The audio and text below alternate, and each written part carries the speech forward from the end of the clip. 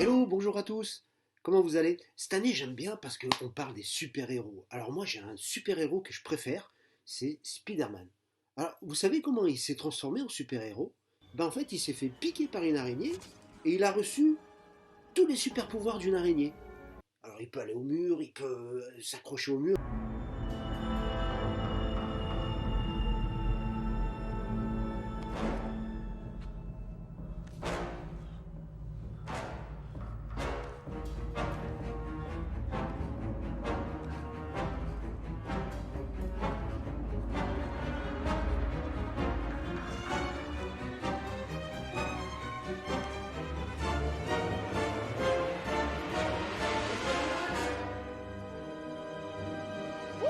Bon, c'est une histoire un peu farfelue. En fait, ça me fait penser quand Dieu a transformé mon cœur.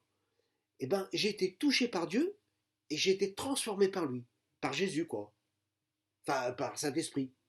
Euh, c'est pas évident cette histoire, le Père, le Fils, le Saint-Esprit. Je vais appeler Laura et puis elle va nous expliquer, elle a une petite idée. Souvent, tu dois te demander mais quelle est la différence entre Dieu, le Père, Jésus, le Fils et le Saint-Esprit. Pourquoi il y a trois personnes? Laisse-moi t'expliquer un petit peu les choses avec deux exemples. Ça sera pas parfait, mais je suis sûre que tu vas comprendre. Premier exemple, c'est avec l'exemple de l'eau. Tu connais l'eau logiquement sous plusieurs formes. Est-ce que tu t'en rends compte? Il y a d'abord l'eau solide sous forme de glaçon. Ça glace les doigts.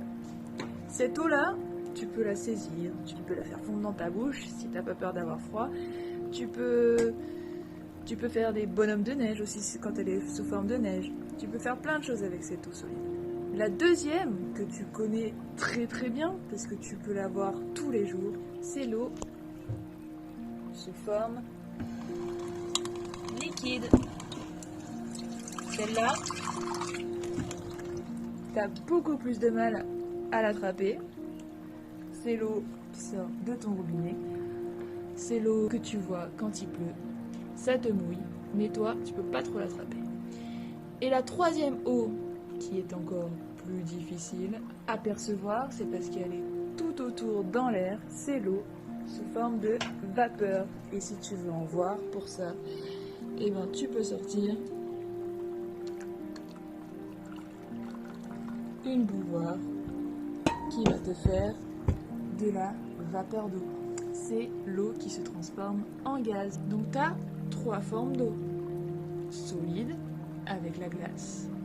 Liquide, avec l'eau, on va dire normale. Et la vapeur d'eau. Et pourtant, ces trois choses, ça reste de l'eau. Et bien avec Dieu, c'est pareil. Tu as Dieu, le Père. Dieu, Jésus-Christ, le Fils. Et tu as Dieu, le Saint-Esprit. Il y a trois personnes en une seule. C'est donc ça, la Trinité. Je pense que tu as déjà compris pas mal de choses. Cet exemple n'est pas parfait, parce que, évidemment, Dieu est encore bien plus grand que tout cela. Mais je t'invite quand même à regarder ce deuxième exemple avec le soleil qui va peut-être t'aider à percevoir encore mieux les choses. Ok? Que nous donne le soleil? On peut dire que le soleil nous envoie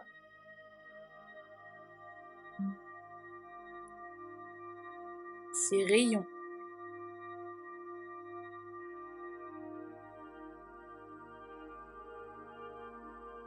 Sa chaleur.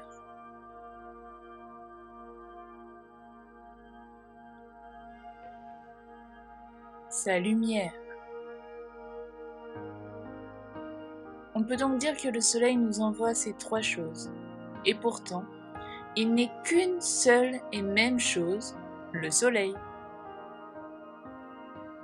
Le soleil est rayon, le soleil est chaleur, le soleil est lumière. De même, on peut dire que Dieu est le Père, Dieu est le Fils Jésus, Dieu est le Saint-Esprit. C'est un peu plus clair comme ça. On a compris que Dieu, ça formait un tout. Mais en fait, c'est qui le Saint-Esprit? Il vient d'où, Saint-Esprit? Pour connaître le Saint-Esprit, il faut aller dans les premiers versets de la Bible, dans la Genèse. Tout au début de la création, lorsque Dieu a créé les cieux et la terre, l'Esprit de Dieu planait au-dessus des eaux et les ténèbres étaient tout autour.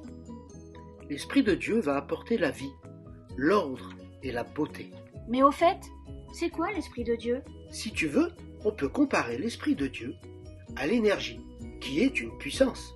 Il y a une énergie invisible qui déplace les nuages ou qui secoue les branches des arbres. C'est le vent.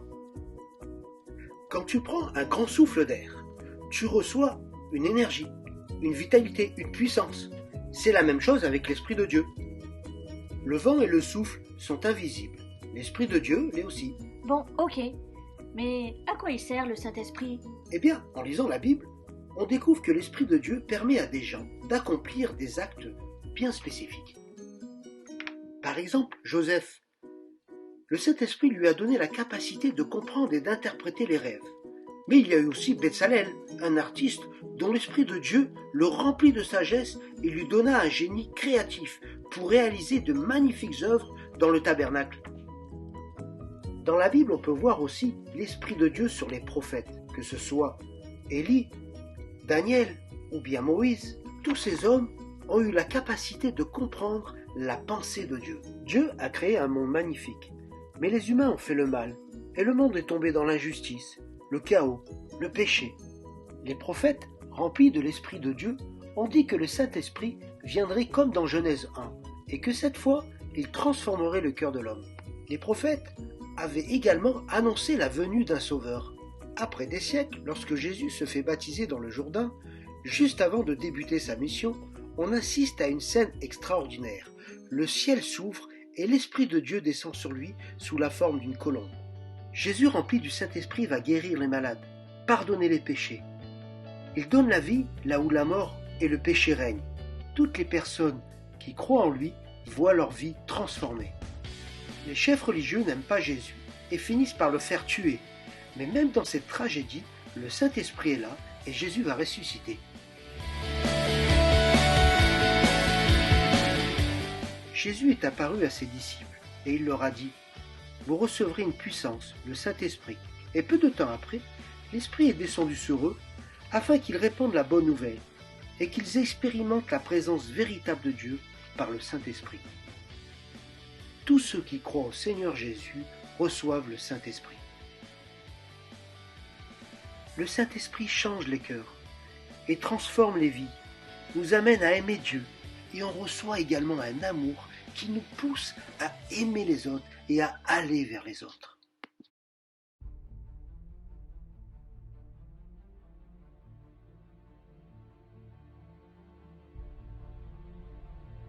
Qui est l'Esprit Saint? L'Esprit Saint est la troisième personne de la très sainte Trinité. Dans la Trinité, il procède du Père et du Fils. Il est l'amour entre le Père et le Fils. Et maintenant, ça devient intéressant pour celui qui suit le Christ, car saint Paul écrit « L'amour de Dieu est répandu dans nos cœurs par l'Esprit Saint qui nous est donné. » Donc, quand nous suivons le Christ, alors l'amour de Dieu, le Saint-Esprit, est répandu dans nos cœurs. Nous devenons le temple du Saint-Esprit. Il fait sa demeure en nous. Cela n'a pas seulement l'air merveilleux, cela change tout dans notre vie. Car avec l'Esprit Saint, il y a aussi sa force derrière notre agir. Et ça marche beaucoup mieux pour garder les commandements et pour faire les œuvres de charité. Voyons, dans la comparaison suivante, combien la force du Saint-Esprit aide les hommes. Si j'essaie d'aller en canot à la rame depuis l'Europe jusqu'aux Amériques, ça va être assez pénible et fatigant.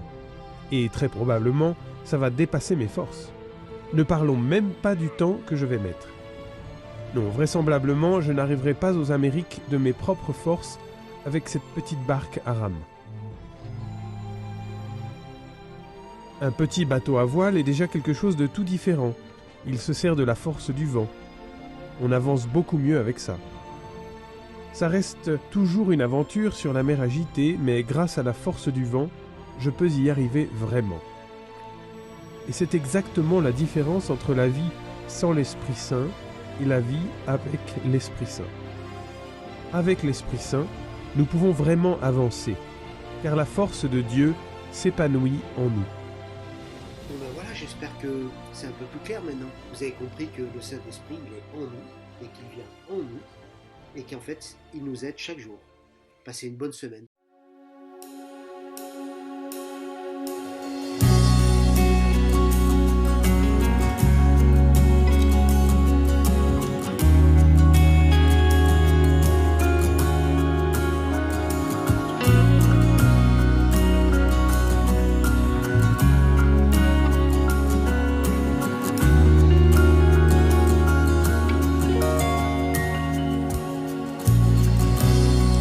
Oui, nous voulons être un peuple embrasé, l'église que ton cœur attend. Viens briser nos chaînes, détruis notre orgueil. Seigneur, fais-le maintenant. Nous voulons être. Oui, nous voulons être un peuple embrasé, l'église que ton cœur attend. Viens briser nos chaînes, détruis notre orgueil. Seigneur, fais-le maintenant. Notre Père plein de bonté, nos cœurs à toi s'abandonnent. Pour ce monde que tu as tant aimé, Seigneur, voici nos couronnes. Esprit de Dieu, Esprit de Dieu vivant,